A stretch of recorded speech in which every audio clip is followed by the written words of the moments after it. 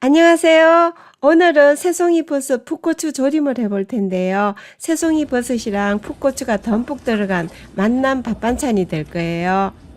먼저 버섯을 2cm 정도 두께로 이렇게 도톰하게 자른 다음에요. 자르는 양쪽을 칼집을 넣어주시면 되겠어요. 요래 칼집을 넣어주면 양념이 좀 더 잘 배어들 것 같죠? 요 새송이버섯은 식감과 향이 좋아서 여러 요리에 활용이 되는데요. 면역력 강화뿐만 아니라 특별히 식이섬유가 풍부해서 장기능 활성에 도움이 되고요. 그 외에도 몸에 이로움을 주는 영양성분을 정말 많이 함유하고 있더라고요. 그래서 자주 요리에 활용하시면 건강에 많은 유익을 얻으실 거예요. 풋고추 300g은 3cm 정도 길이로 잘라주시고요.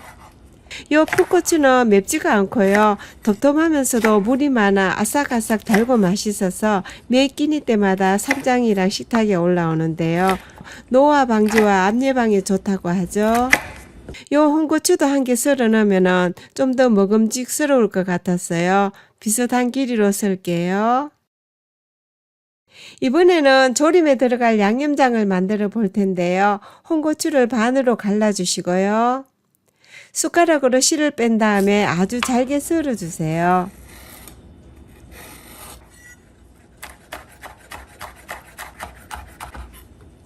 대파는 하얀 부분으로 해서 반 개 정도를 사용할 텐데요. 요것도 잘게 썰어 주시고요.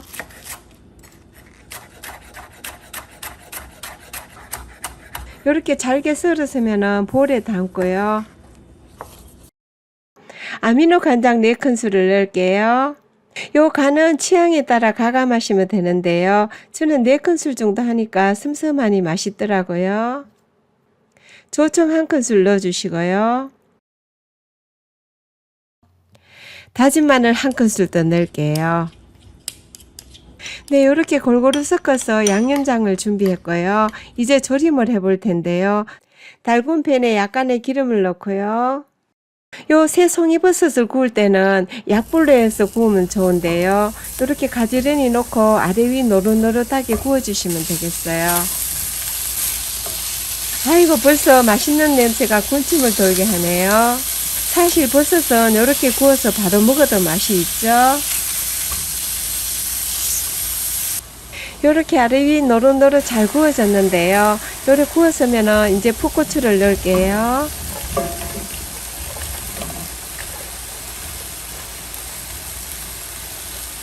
양념장을 골고루 끼워주시면 되겠어요. 불은 약불로 한 거 잊지 마시고요.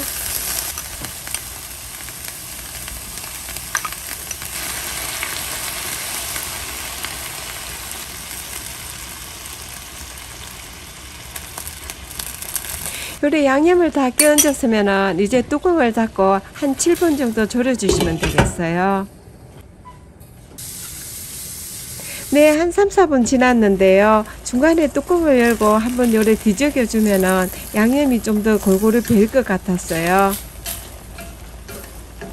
네, 다시 뚜껑을 닫고 조금만 더 졸이도록 할게요.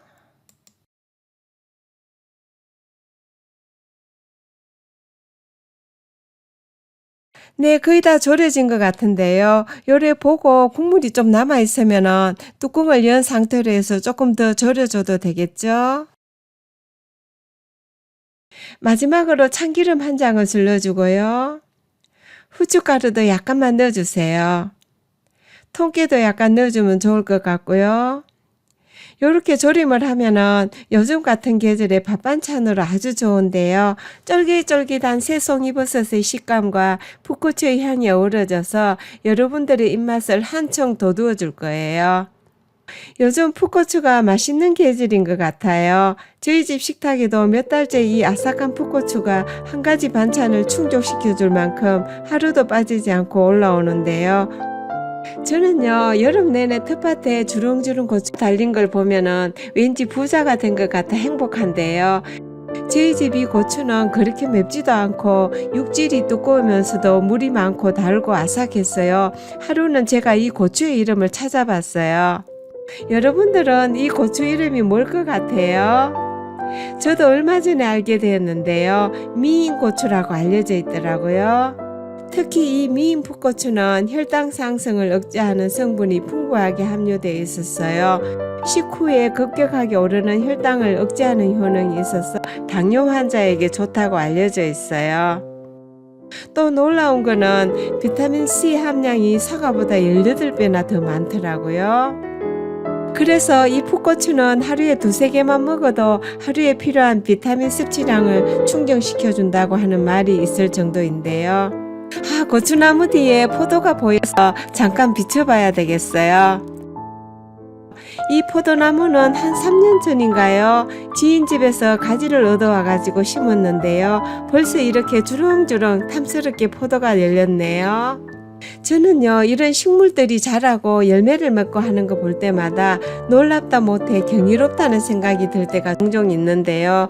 어쩌면 이렇게 작고 어린 포도나무에 이렇게 나뭇가지보다 더 많은 포도송이가 달릴 수가 있는지요. 제가 포도밭에도 이렇게 가봤지만요, 저는 저희 집에서 이렇게 포도가 많이 열리는 거 처음 봐요. 주위에 많은 분들께서 저보고 농사를 잘 짓는다고들 하시는데요. 사실 저는 텃밭에 많은 시간을 할애하지를 못해요. 한 가지 부지런하게 하고 있는 게 있다면 주방에서 나오는 음식물 찌꺼기들 쓰레기통에 바로 버리지 않고 나무 밑에 묻어주는 거 열심히 하고 있을 뿐인데요. 햇빛과 비와 공기를 공급해 주시는 분께서 보이지 않는 손으로 저희 집 텃밭을 돌봐주시는 것 같아요. 그래서 저는 텃밭을 가꾸면서 늘 감사한 마음으로 살고 있는데요. 여러분들도 그러시죠? 네, 고추 이야기 조금 더 해야 되겠는데요. 고추 속에 들어있는 식이섬유는 소화작용을 돕고요. 지방을 분해하는 효과가 있어서 다이어트에도 효과가 있다고 알려져 있죠. 특히 항산화 성분인 베타카로틴은 면역력을 높여주고 암을 예방해주고 피부 미용에도 좋다고 하죠.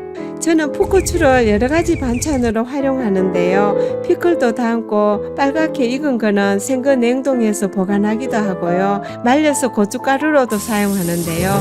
그러다 보니까 수프에서 고춧가루도 사지 않는 것 같아요.